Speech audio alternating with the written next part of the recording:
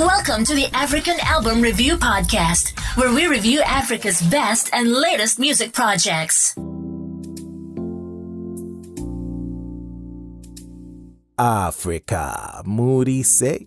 My name is Wemoto and I welcome you to the African Album Review Podcast. Wherever you are, my people, how you doing? Me, I'm doing okay. I cannot complain. It's a Saturday when I'm recording this, so hey, I love Saturdays. Get to chill with the family and just do stuff that I want to do. But anyway, the year is about to draw to a close. We are maybe 3 weeks out. Yeah, roughly 3 weeks out. So hopefully you're getting geared up for the festive season and the new year and everything else. But let's do this album review thing. And if it's your first time joining us, welcome. You've got another, I think, 168 episodes to listen to. So you've got your work cut out for you. But if you are back again, thank you for joining us yet again. And if you do like this podcast, head over to buymeacoffee.com/MJ Wemoto and buy me a coffee or 2 or 3. Let's take it to Nigeria. The latest African album review is loading. It's really hard to imagine that Big Girl is Seyi Shay's sophomore album. I mean, she's been around for a number of years and you'd think she probably has more albums, but her journey is different, yet she's extremely successful regardless. Anyway, here's a review of Big Girl by Seyi Shay. Big Girl was released December 10th under Stargirl Limited. It has 12 tracks, 34-minute, 51-second runtime, 6 features, and multiple producer placements that include PD, Kelpie, Spiritual Vibes, Dr. Amir, Guilty Beats, and more. Maserati Sexy is that grown woman's steez, and Seyi Shay is saying big racks, big checks, good sex, and big jets. And you know, she ain't about no trying life. She's doing it. She's making it happen. The song has such a great groove to it, and with that Afro R&B fusion going on, and I mean, Backroads G comes in with a smooth flow to give it another layer of niceness. So, highly recommend it.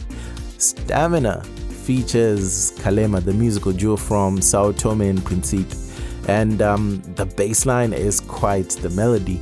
Easy on the ear, light to the touch, then the vocals just did the rest of the job. This one is a hit, no two questions about it. I mean, an absolute hit, and it's gonna do some damage in 2022 for sure. I already saved the song Big Girl on my Afro Heat Ladies Only playlist on Spotify. Check it out. It has this catchy lead sound which it's guitar-y. That's all I can say. Harp sort of, I don't know. Whatever. Anyway, I haven't quite placed it yet.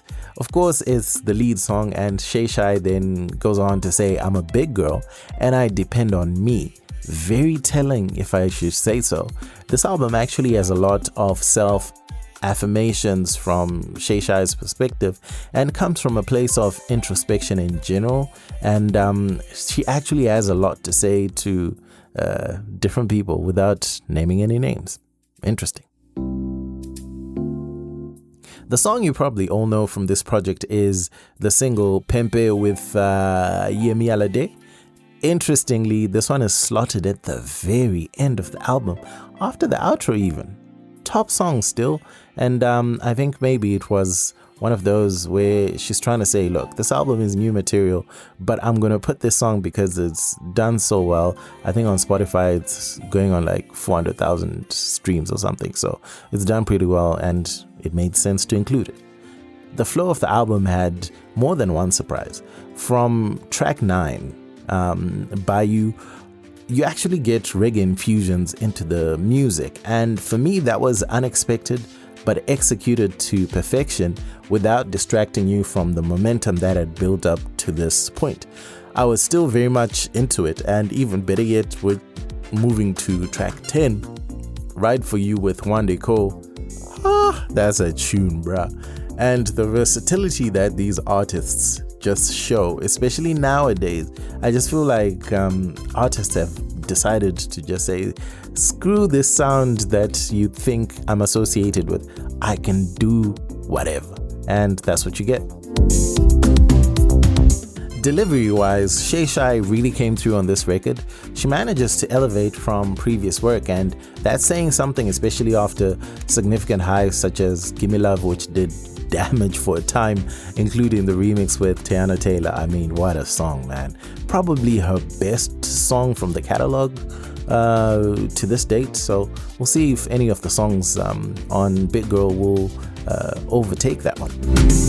Something interesting has happened on the Afrobeat scene in the last couple of years, and that is the significant inclusion of live instruments in the compositions and seamlessly done without losing the digital sound.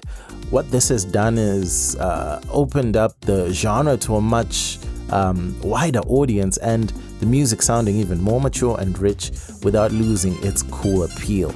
And this has gone into overdrive in 2021 after Wizkid dropped Made in Lagos last year with that saxophone and all that. Then Burna Boy, winning the Grammy, and you actually get a similar sound on this Seyi Shay album, where there's those infusions of live instruments. And I really, really love the development of Afrobeats in this direction. So pretty cool. The features on Big Girl were excellent. All of them, from Simi, Kalema, Wande Cole, Yemiala Day, Shay Jones, and Backroad G. Excellent and well picked. I think Seyi Shay gives us an honest version of herself on this one. Listen to songs such as Why Do They, and they really reveal how Seyi Shay has felt like an industry outsider to many people, like somebody who's constantly being targeted even if there's no reason to do so. And with all that, she's achieved a lot, but she's also not letting people put her down. So this is kind of just to say, hey, do what you want to do, but I'm not giving up on my dream and I'm living it. Dope acoustic on that song. Why Do They? Listen to it though.